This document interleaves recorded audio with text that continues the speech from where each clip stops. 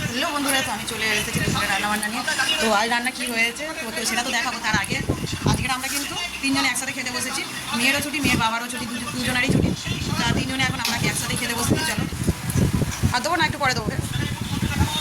সে তো মাছ তরকারি মাখাও, তরকারি মাখাও। তরকারি আলু টালু ঝোল ঢেলে নাও একটু।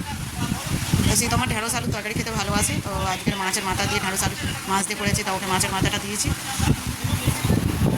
তো একটু যুক্তি ফুল ভাজা আছে, যুক্তি ফুল না, যুক্তি ফুলের পাতা ভাজা খেতে খুবই সুন্দর বন্ধুরা, দারুণ খেতে যুক্তি ফুল ভাজা।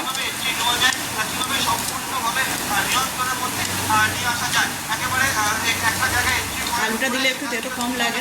আমাদের দাদাভাই যুক্তি ফুল যেমন তেতো হয়, যুক্তি ফুলের পাতাও তেতো হয়। আমাদের দাদাভাইয়ের দিকে তেতো খুব একটা পছন্দ করে, তাই একটু আলু দিয়েছি।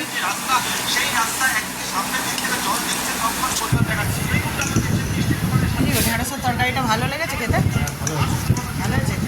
ঘরের দিয়েছি ঢেঁড়সের ঝোল, ভালো হবে না মানে চাষের ঢেঁড়স। সে তো আমার তরকারি নেবে আর হ্যাঁ ঢেঁড়স দেবো।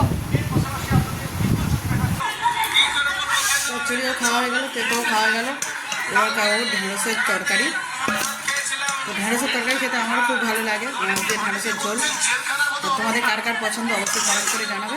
ততক্ষণ আমি খাই, পরের আবার ভিডিওতে দেখা হবে। টাটা।